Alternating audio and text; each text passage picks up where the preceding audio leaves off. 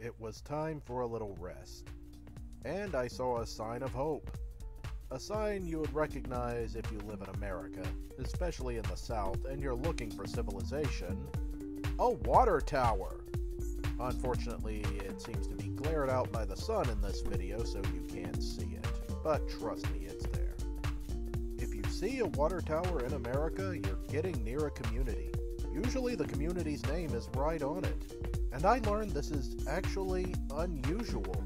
Most countries don't do this. So I've learned to appreciate the beauty of American water towers. Just over that hill ahead, Augusta Road finally came to an end, and I was on the second leg of my journey. However, I realized my camera's battery was getting low, so I stopped recording riding footage at that time. So from here on out, it's going to be cell phone footage whenever I make a stop, until the very end.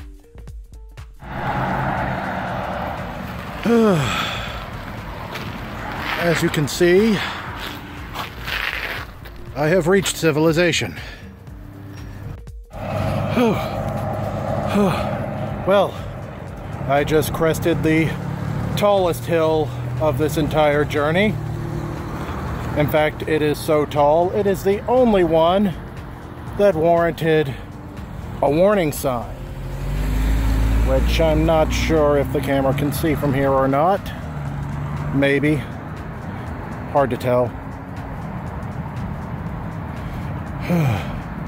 So, hopefully no more dismounting to walk up hills, and I'm also wondering just how long I was riding with the rear brake rubbing.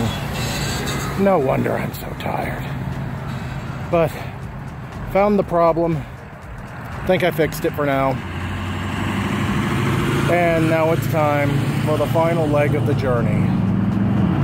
Well, actually, second to last. I'm headed this way down Monroe Road. Another long country road. And that will take me all the way to Main Street, where I can join the bike path and reach the true final leg of my journey. So, let's keep riding. I may be losing the light, but I'm accustomed to night rides, and I have plenty of lighting equipment. So let's do this thing. Monroe Road, I have defeated you. Stopping to take a rest at this little place called Lake Serene Grocery, which is nowhere near Lake Serene. And I have completely lost the light at this point. It is dark as hell, and it's a crescent moon out. And I'm about to ride into some sketchy neighborhoods.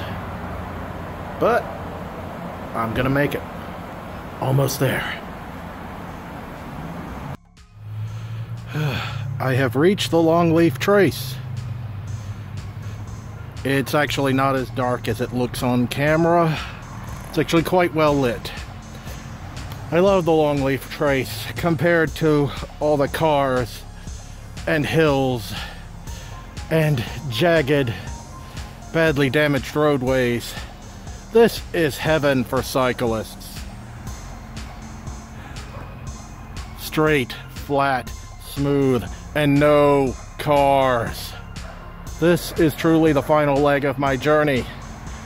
Next you see me, I will hopefully be greeted by my lovely wife, Sarah. Until then, Vinny D out. Honestly, Main Street at night is not all that sketchy. In fact, with most of the government offices around there closed, there's very little traffic there at night. So it's actually probably a bit safer to be a cyclist around there at that time of night. I have before likened the Longleaf Trace to the highway for cyclists in our area. It passes right through the heart of town, and even has several exits to different important parts of the town. And while it passes through some beautiful nature, if you keep following it, you can actually go to a few other towns by it. But today, I only need to ride the short distance through downtown Hattiesburg to reach my goal. My legs are really burning at this point. What I don't know at the time is I have completely destroyed the ball bearings in my front wheel. That grinding sensation is not in my mind, it is quite real. The whole thing going westward is also on an imperceptible incline, which may not sound like much, but when you've already gone the better part of 40 miles, you can really feel that in your legs. You do what you've gotta do to make that final push. In my case, it means singing stupid giant robot anime theme songs. If you were one of those other trail users who saw some fat weirdo singing Gigantor, yeah, that was just me pushing through the burn. And up ahead, this bridge is my finish line. On the other side, my wife is waiting for me.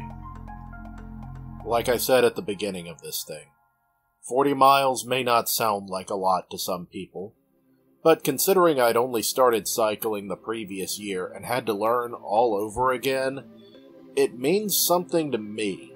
It's something I trained for. It's something that says a number doesn't mean much. I turned 40 years old and I accomplished something I'd never done before. And while there are cyclists out there who pull centuries in a single ride, there are cyclists out there who have circled the entire globe. I think what it really boils down to is and now he's on USM, my alma mater.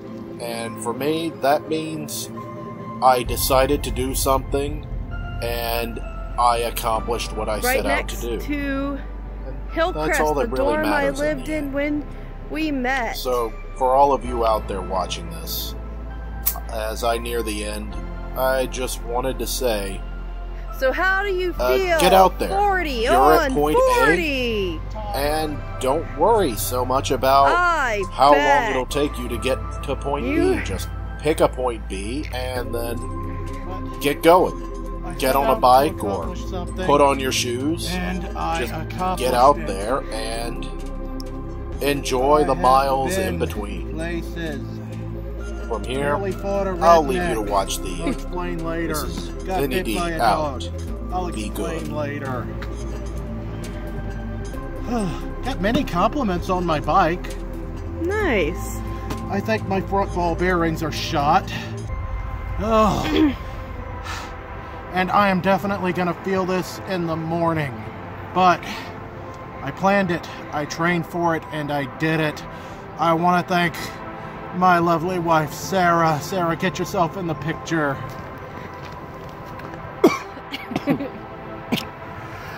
I'm so tired, I'm choking on spit. I want to thank my dad for encouraging me, and my friends on Twitter who were reading my tweets along the way. Thank you for all your encouraging tweets. And Mama, in heaven, I hope you're proud of me.